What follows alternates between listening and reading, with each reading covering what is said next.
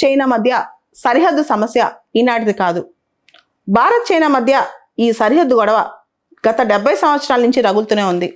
ఒకసారి భారత్ చైనా సంబంధాల్లో మేజర్ పాయింట్స్ని చూద్దాం.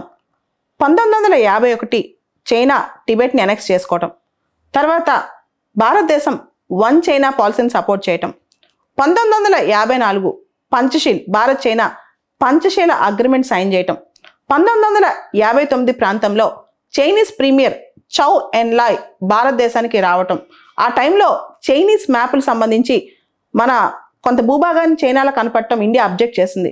కానీ ఆయన వెళ్ళి నేను రెక్టిఫై చేస్తానని చెప్పారు. రెక్టిఫై జరగకపోగా, ఎలాంటి రెక్టిఫికేషన్ జరగకపోగా 1962లో చైనా యూనిలేటరల్గా భారతదేశాన్ని అటాక్ చేసింది. ఇండియా ఆ టైంలో చాలా ఇల్ ప్రిపేర్డ్గా ఉంది వార్కి. ముఖ్యంగా చైనీస్ సోల్జర్స్ మనలోకి ఎంక్రోచ్ అవుతూ వచ్చారనమాట.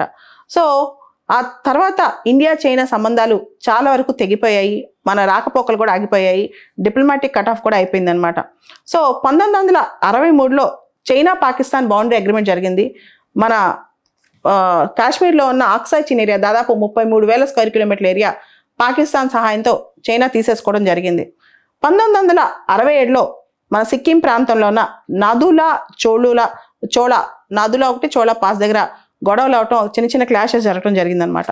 1975లో సిక్కిం భారతదేశంలో చేరటం, దానికి సంబంధించి చైనా కొంత కంటగింపుగా ఉండటం మొదట్లో జరిగింది. తర్వాత 1986లో అరుణాచల్ ప్రదేశ్కి భారతదేశం స్టేట్హుడ్ ఇవ్వటం, దానికి సంబంధించి చైనా గవర్నమెంట్ కొంత ప్రొటెస్ట్ చేయడం కూడా జరిగింది. అండ్ 1988లో 1962 తర్వాత మళ్ళా మనం చూసుకుంటే మన రిలేషన్స్లో 1988 is a very important year. Because Rajiv Gandhi మన ప్రైమ్ మినిస్టర్ చైనా విజిట్ చేయటం అండ్ స్లోగా మనం చైనాతో సంబంధాలు పెంచుకోవడం జరిగిందనమాట. అయితే భారత్ చైనా మధ్య ఉన్న మొత్తం బార్డర్లో చూస్తే కనుక దాన్ని 3 సెక్టర్స్గా డివైడ్ చేస్తాం. Western sector, central sector, eastern sector. Bharat China మధ్య ఉన్న బార్డర్ని LAC line of actual control అని పిలుస్తాం. భారత్ చైనా ఈస్టర్న్ బార్డర్ అంటే అరుణాచల్ ప్రదేశ్ ప్రాంతంలో ఉన్న బార్డర్ని మనం గమనిస్తే దాన్ని మెక్మోహన్ లైన్ ద్వారా డివైడ్ చేసిన బార్డర్గా గుర్తిస్తాం అనమాట. 2017లో డోక్లాం స్టాండ్ ఆఫ్, డోక్లాం అనే ప్రదేశం tri junction area India, Bhutan, చైనాకి మధ్య ఈ స్టాండ్ ఆఫ్ జరిగింది. కానీ అంటే చైనా అక్కడ రోడ్డు కన్స్ట్రక్ట్ చేసే అంశంలో స్టాండ్ ఆఫ్ అయింది. మొత్తానికి దాదాపు 83-84 రోజుల తర్వాత అది ఏదో బ్రిక్స్ సమ్మిట్ జరగటం వల్ల అది క్లియర్ ఆఫ్ అయిపోయింది అనమాట. చైనానే వెనక్కి తగ్గినట్టు చెప్పుకోవచ్చు. అండ్ 2019లో కూడా చిన్న చిన్న క్లాషెస్ అయినా 20లో కరోనా వచ్చిన టైంలో మనం చూస్తే 2020 మే జూన్ టైంలో గాల్వాన్ వ్యాలీ దగ్గర కొంతమంది సైనికులు చనిపోవడం కూడా జరిగింది. ఇండియా చైనా ఘర్షణలు జరిగి తర్వాత 2021లో సిక్కిం దగ్గర నాకులా పాస్ దగ్గర కూడా ఘర్షణలు జరిగాయి. అది కొద్దిపాటి ఘర్షణలే. అయితే నిన్న మనం డిసెంబర్ 9వ తారీఖు 2022 అరుణాచల్ ప్రదేశ్లో తవాంగ్ వ్యాలీ దగ్గర తవాంగ్ ప్రాంతం దగ్గర ఉన్న యాంగ్జే డివిజన్ దగ్గర మనకి ఘర్షణలు అయ్యాయి. కొద్దిపాటి ఘర్షణలే, కానీ ఇది చైనా ఎంక్రోచ్మెంట్ అని మనం చెప్పొచ్చు.